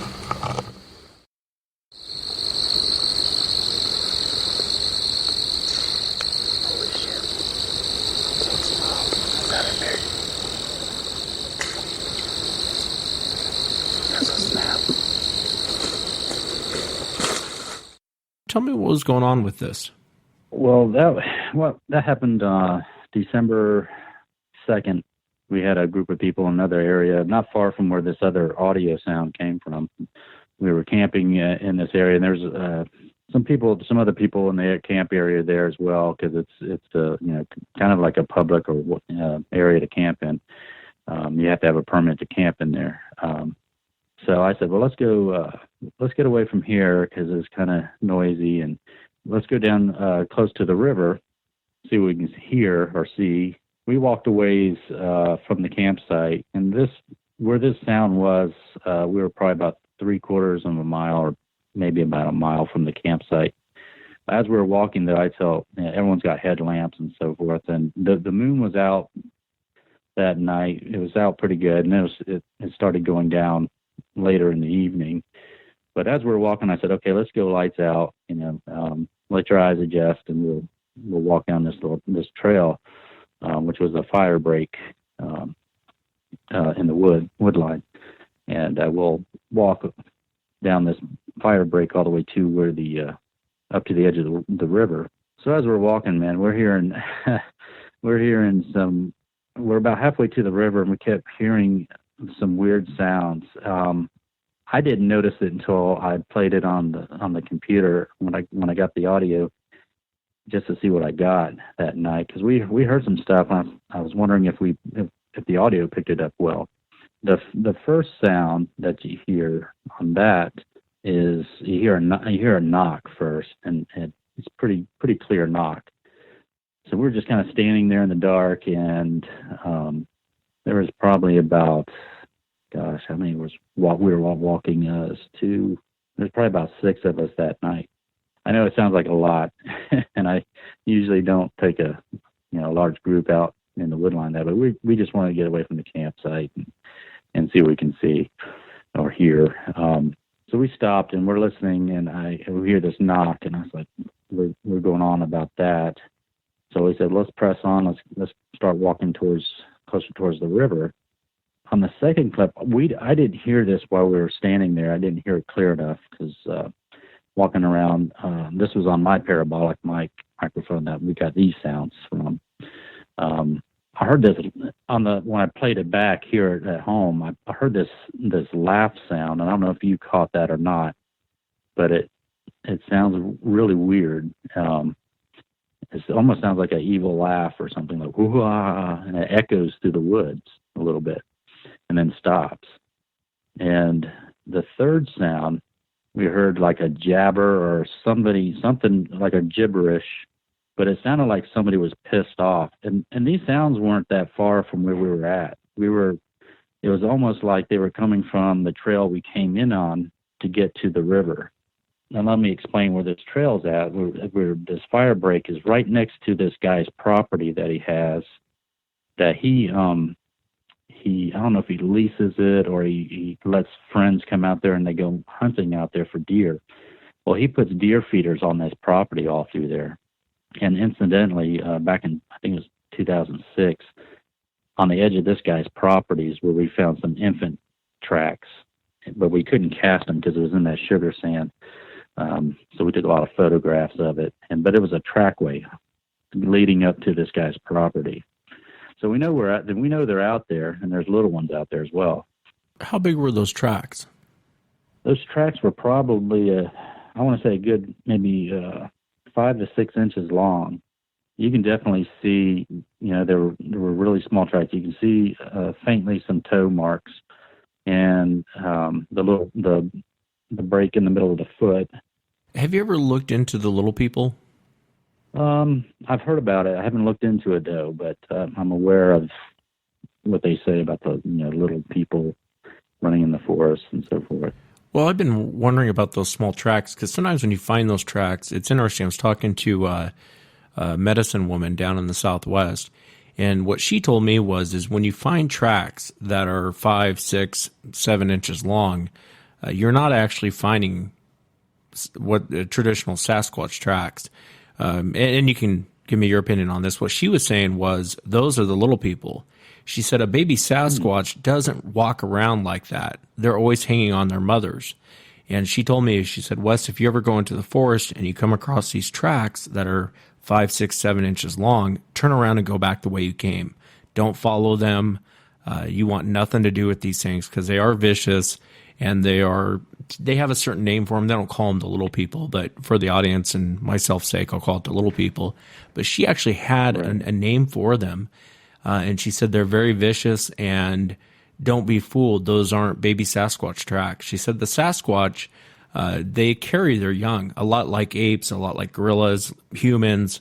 They carry their young more than their young run around. And when they're that size, if you find tracks like that, especially if you're not finding adult tracks, you're just coming across small tracks like that, those aren't Sasquatch tracks, and you need to be very careful. I didn't know what your take on that was. Well, it's definitely of interest because in this area, the same area we're talking about here, there was reported from some people that clean up the areas. They found some tracks that were probably about a good 17 inches long by about 6 inches wide, and it went on for probably a good 20, 30 feet, and then went into the wood line. I don't know. Could there be little people as well? I don't know. It could possibly be. I don't put anything away thinking that it couldn't be. There's a big table of things that are out in the woods that we don't know about. So it's one of those things you throw up on the table and you come back to and have a look at it again. Yeah, it's in our. Did you find anything else in that area? We found some. There's always tree breaks and stuff like that. We've actually gotten whistles and wood knocks in this area multiple times. The jabber that we got on this audio was pretty interesting. And then I'm trying to see where I wrote down the fourth clip on this audio we got was what I think was another Sasquatch imitating another coyote yell, because when it sounded off again, we just kind of looked at each other like that wasn't a coyote, that was something else. And to me, I'm thinking, I'm wondering if it's the same one that we recorded back in 2006, or not 2006. I'm sorry, 2013, with the same yell, because it kind of similarly sounded the same, but much closer this time. And wasn't there a fifth clip? There was a fifth clip. That was just let me see. The fifth one, we heard 2 snaps, 2 wood breaks, and that was pretty close. So that was probably within 75 yards of us. My parabolic mic picked up pretty close. I mean, it goes out pretty far. So I'm trying to judge the distance where these sounds are coming from. Of course, at night, everything travels, pretty far. And I'm just guessing that it's maybe about a 75 yards out where we heard these 2 wood snaps. And that was about it for the rest of the night on that. But every other time we go out there, another part of where we go, not too far from this location, we've heard whistles, a lot of tree breaks. On my website, you can see some pictures we've taken in the general area. There was a break 8 foot off the ground where nothing fell on this thing. So it's just another indication that these things are out there. Yeah, and I'm curious, why did you go to that area? Was there a sighting that was reported in that area? Well, the area consists of over like 35,000 square miles of just woods. A lot of it's dealt out for hunting, water management areas. We went out there based on other reports that we've seen, previously in previous years and the history of it. So after investigating the area, when I first moved close to the area, I moved down from North Florida. One of my biggest areas from up there was the Ocala National Forest. So I was happy to, when I moved down here to the Lakeland, Florida area, that there was an area close by, or actually multiple areas close by, that had a lot of acreage to do research in. So yeah, other reports that we've seen, that drew our attention to that location, and other locations in and around that. Have you guys ever had anything strange happen while you're out there that may not be Bigfoot related, but just anything odd or strange happen while you're out there? Not in that area, I don't think. Just one of the guys, I don't know if it was Sasquatch related or not, but he seems to think so. He had him and his stepson was with them together out checking out, I think they were putting out a recorder, or they were doing something. They're out there checking out the area for any kind of Sasquatch activity, and I think he was putting out a recorder or a camera, one of the two.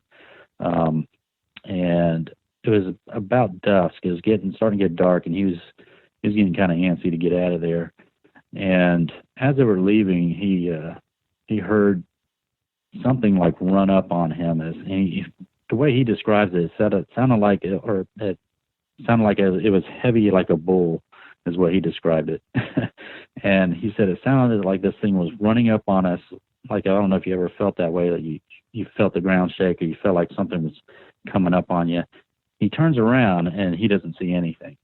His stepson was in front of him, and he turns around too, because he heard the same thing and felt the same thing. He felt the ground shake. So they turn around and there's nothing there. And that was pretty weird. That was pretty weird for him. And that just spooked him even more. He said, let's get the hell out of here. Yeah, I don't blame him. I know I talked about it, I think, on the last show or the show prior to that.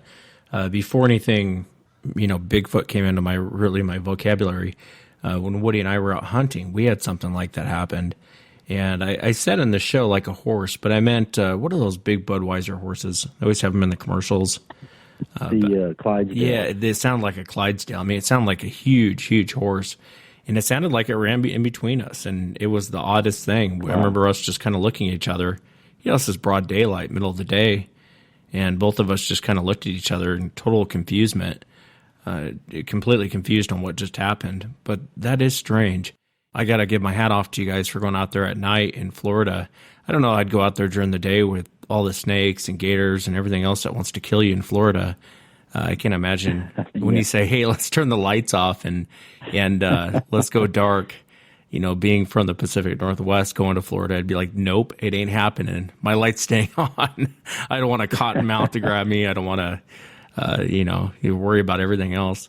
Have you guys ever come across any lights or anything out there? Yeah, the same gentleman, his name's John. He was telling us about when he was down in the Everglades. He was with some guys down there, and they were off Turner River Road, which is a long dirt road that runs through the Everglades National Forest, and which there's a lot of sightings down there as well. But they were out there one night, and they're driving down that dirt road, and all of a sudden he said, "What the heck is that?" And I think there was a couple other guys in the car with him, and he said it was like a red orb kind of floating in the air. And what he tried to do is he tried to catch up with it, and he was, I don't know how fast he said he was going, but he said he had it down to the floor trying to catch up with this thing. And he said it never could catch up with it, and then all of a sudden it just took off real fast and was gone. Did he say how big it was? I want to say he says about the size of maybe a golf ball or the size of a tennis ball, maybe. It was kind of hard to judge because he didn't know how close or how far it was away from him. That's why he was trying to speed up to see how close he can get to it. And they could never get close enough to judge exactly how big it was. But the thing moved off pretty fast, though. It just took off and disappeared.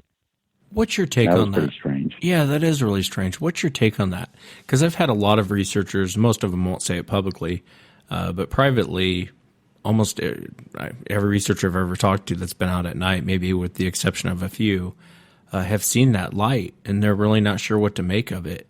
they've come across, and I've heard it described as orange, red, blue, all yellow, all different colors. But the way people describe the way it moves, and especially when you start chasing it, what's your take? What do you think that thing is?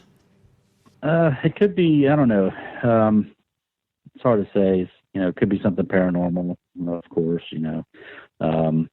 I've never seen any orbs. I guess I'm not that special yet, but we used to have a researcher, a very good dear friend of ours.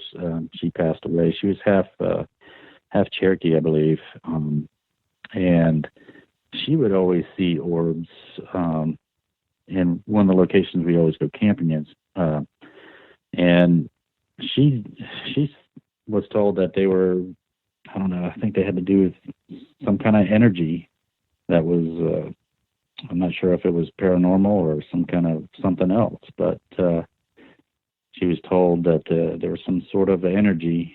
They were there for some sort of purpose. What purpose, I don't know, but I don't know what to make of it either. I've heard other people telling me stories about them. And I think you said you and your brother saw some orbs. Yeah, we filmed. Yeah, I don't know. It's pretty weird. I mean, I don't know what to make of it myself. I would say it has to be some sort of energy of some sort, because it's it moves around and disappears and reappears and so forth. Yeah, they're odd. They're odd, and I've had Native Americans describe them as energy, balls of energy, demons. Mm-hmm. And what's interesting is when you talk to a lot of natives about those lights. I know we're way off topic, but what's interesting is a lot of the natives will tell you to stay away from them. Don't follow them. If you see it, turn around and go back the way you came. It doesn't really. Right. No one really has a happy, good, feel-good story about these little balls of light that people run into in the forest. I wanted to ask you, what is your feeling about Sasquatch? What do you think it is we're chasing? It's kind of hard, because over the years, I've been doing this a little over 20 years now, and I've seen a lot of things on both sides of the fence as far as these creatures, how they act, and also how, on the other side of the fence as far as the research people in the research field. I hear a lot of different things, different how things that they say, how they look, and how different they are from one location to another. Some look more ape-like, some look human-like. I would imagine that they're one of the same species, but with maybe some different races mixed in. Are they human? Are they more animal?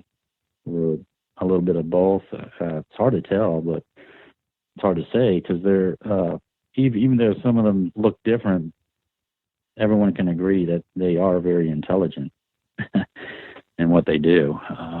You can go either way. It could lean more towards a human aspect, or something of an animal aspect, just more intelligent than what's out there that we know of already. Yeah, I can go either way on that. Yeah, it's hard to say. I mean, until you dig that one out of your garage that you've been studying for several years. Yeah, yeah, it's true. Until we get one that maybe the government hasn't gotten a hold of yet. There's some conspiracy things going on, but until we find out that hard evidence, we'll know more about them. But until then, it's a guessing game. We can speculate all we want all day long on what they could be, or what they are, or what they do, and why they're here. But until we get some more concrete evidence of that, we're left to just keep researching, trying to investigate these areas. And I know I say we're researchers, but we're also investigators too. We investigate people's stories, their reports. We try to decipher if they're lying to us or they're telling the truth. So we play both parties of researchers and investigators on our team. Yeah, I find with most witnesses, I mean, you might get the 1 out of 1,000, but you get the 1 out of 1,000 that might be lying about an encounter. But I think for the most part, most people are, whether it was misidentification, which is pretty rare, but most witnesses are pretty sincere when they come forward and say, "Hey, listen, I saw this or I saw that." And does it worry you at all being out at night in some of these areas, especially after listening to Steve's encounter? I guarantee you come across that creature at night and you're going to be in some serious trouble. Oh yeah. It's especially if just like any other animal, if it's got some young around, any animal's going to try to protect their young or try to scare whatever's out of the area. You definitely don't want to take shots at something like that because you'll just make it, you'll just piss it off even more. But yeah, it is kind of frightening sometimes. We get our in areas that there's this one area that I go. I went pretty much by myself sometimes in an area where there's these other 2 guys are on our team are getting some audio, some strange things happening in this one area, and I decided to go out there, and that's where I went to. I had my little GoPro. I just got a GoPro that day, or not that day, but pretty close. And I was out there testing it out. And unfortunately, I had it in one of those waterproof cases out there, and I was carrying around. And the sound didn't pick up really good on those. And I was investigating this area, checking it out. And there's 2 little ponds. One pond was full of algae, green algae, and there's alligators in it. So I was just kind of sitting there on the edge of the pond there, filming some alligators floating around. And then all of a sudden there's a pond right behind me, behind some brush, really thick brush, trees and palmetto bushes. And that pond was a clear spring-fed pond. While I was sitting there, I heard what all I can describe it as is a 2-legged elephant running through the woods and taking large strides to get the heck out of Dodge. Of course, I turn around, I'm like the Charmin moment, trying to like, oh crap, is it coming after me, coming through these woods? And if it is, I was going to film this thing coming after me. But apparently it was going an opposite direction. It was trying to get away from me. But this thing sounded like it was just tearing through the woods, very heavy. And I want to say with about 6 to 8 strides, it stopped. And I said, well, it's got to be in the same area, close to the area, because it stopped running. So I go closer to this location. I get over to the pond where I heard these footfalls. I'm looking around and I don't see anything. And that's strange in itself because the weight of this thing was, and the sound that it was making, just taking off through the woods. It was very, very heavy. I want to say at least 800 pounds or better, just judging off the footfalls I was hearing. And that's interesting. So it was 2 legs is what you're hearing. It wasn't 4. Right. Yeah, you can tell the difference. If it's a deer or a hog running through the woods on 4 legs. This thing was definitely, you can hear the footfalls. Boom, boom, boom, boom. And going through the brush, hitting the saplings, going through the brush like that. And when I got over there, I was like, okay, I'm expecting to see something, and I don't see anything. I'm looking around. I even got my binoculars out, and I'm trying to look through the wood line with my binoculars, trying to pick out, see if this thing was ducked down behind something. And of course, I'm by myself. Of course, I'm thinking to myself, well, if I go out there, if I go any further out there, maybe this thing's, going to tear me apart, and nobody will know what happened to me after a few days. But it was pretty interesting, and we've put in some recorders out there and got some other strange things as well, some sounds, some whistles, something walking up to the audio recorder. Yeah, but very interesting. Let me ask you, what is it you're hoping to accomplish out there? What would be the main goal for going out there and tracking these things? Well, our main goal is try to get a good video of these creatures. I know that's sounds kind of far fetched, but I'm not one to take pictures, snap pictures. I do everything by video. Pictures are fine for footprints or tree structures or tree breaks or any of that sort of thing. But video, if you're going to get something on video, you're going to see its local motion. You're just going to get a lot more from a video of these things. The other thing is we want to have first contact with these creatures. We want to, and I know you'll probably disagree with this, but we would like to maybe, if they are able to befriend, which I've read in some different literature that I've read over the years, that some of these things will come right up to you. And, some of them aren't crazy or want to rip your arm off and beat you with it. Some are pretty tame as far as they're interested in what you are and so forth. But then again, you have to be smart about it too. We would like to get first contact as far as maybe getting up close to one of these things and filming it, and I wouldn't say befriend it, but maybe gain its trust enough to learn more about it. That's kind of like a mountain to climb there to get to ask for something like that, but it's something to shoot for. I definitely don't want to shoot these things just to drag one in and say, yeah, here's the proof. If you can communicate with these things some sort of way, or even use like hand motions as far as communication. I'm sure these things are pretty intelligent to understand some hand communications. So it'll be interesting. I mean, I know it sounds kind of far fetched, but after you've done everything in this field to get audio, to get video, you just want to do more. You want to get closer. You want to get close to these things. You want to figure out more about them, and that's what I think that's what keeps us all going.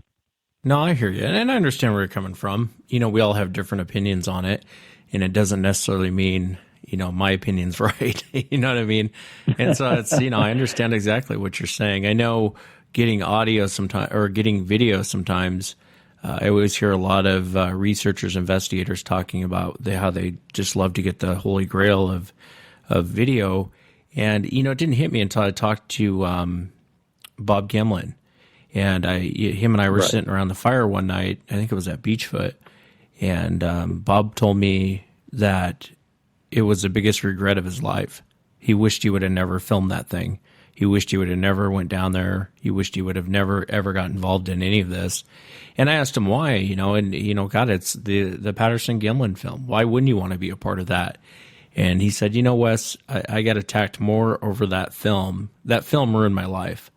And he was saying how he just regretted getting it because it wasn't, in their mind, they got this creature on film, bring it back and try and show it to the public. And then, everyone's saying, well, these guys are hoaxers. These guys are liars.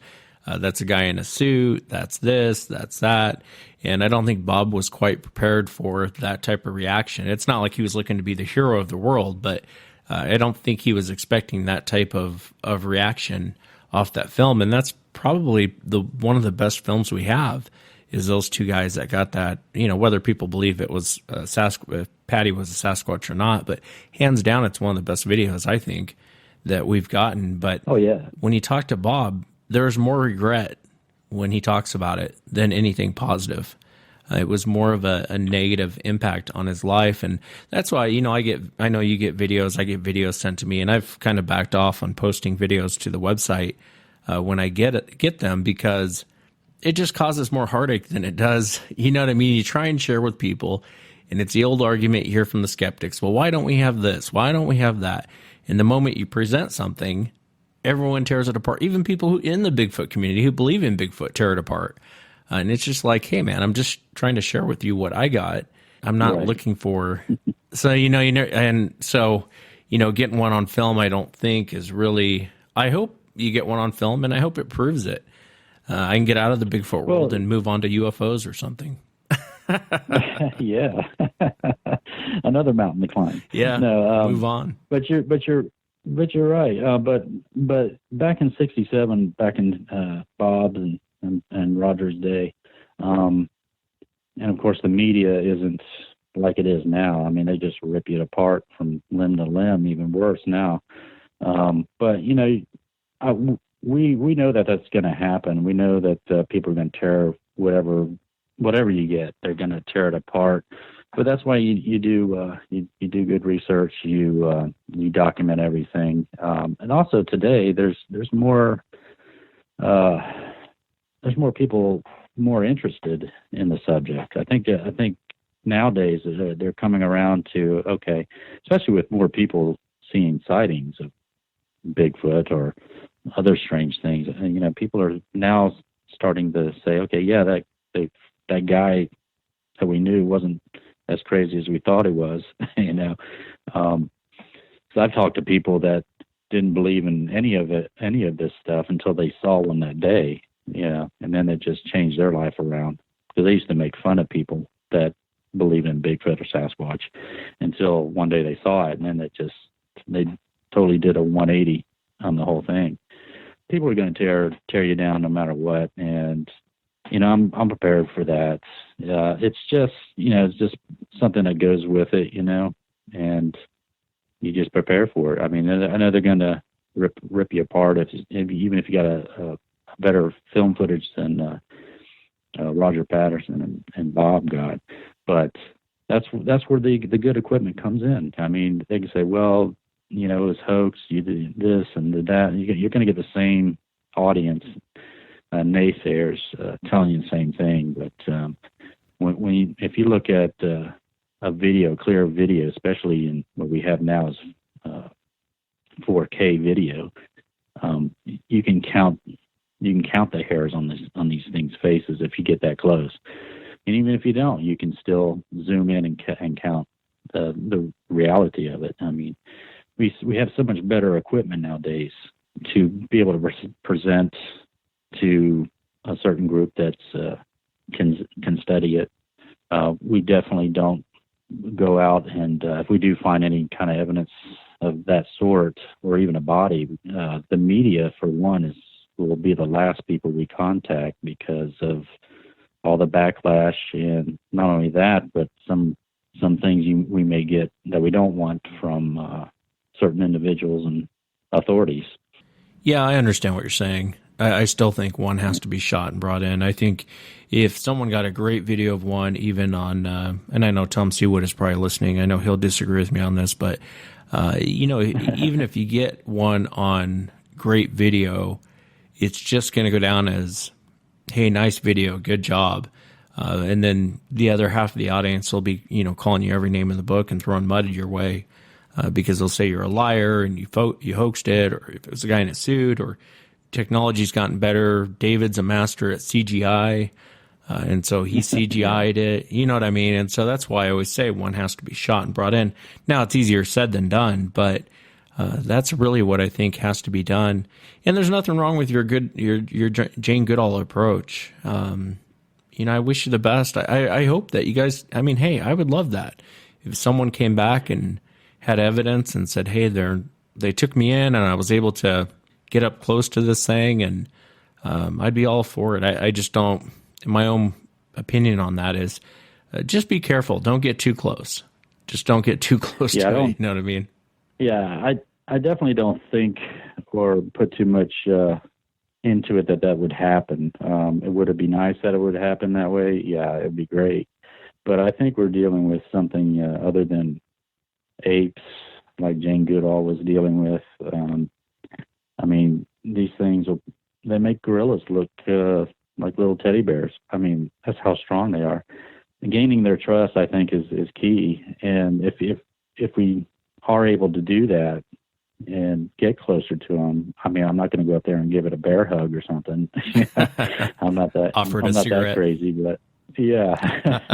But it would be nice to get within 20 feet of something like this, without it being aggressive to you. It's one of those things you just you hope for the best and be prepared for the worst. Yeah, no, I couldn't agree more. Well, David is from the Independent Sasquatch Research Team. Check out his website, isrtusa.com.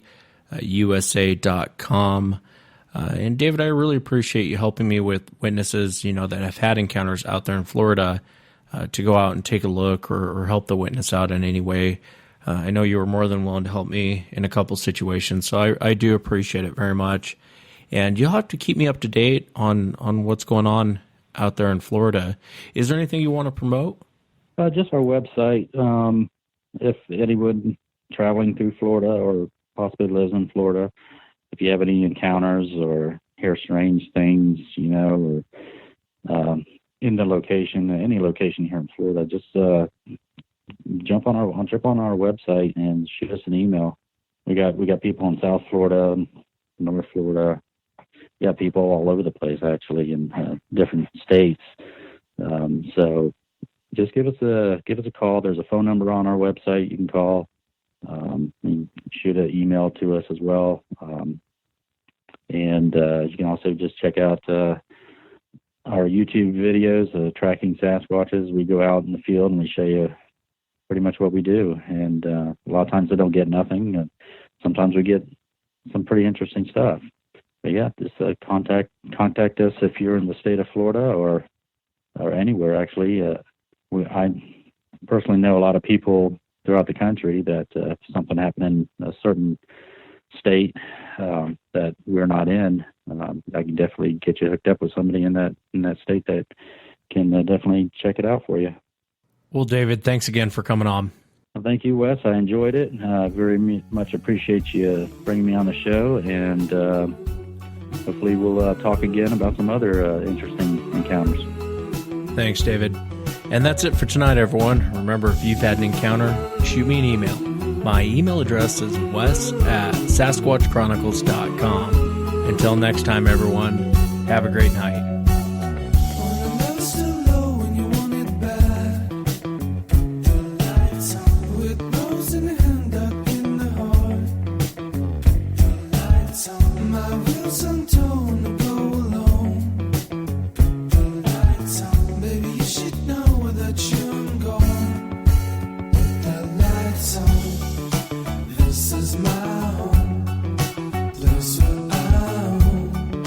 Memories of you.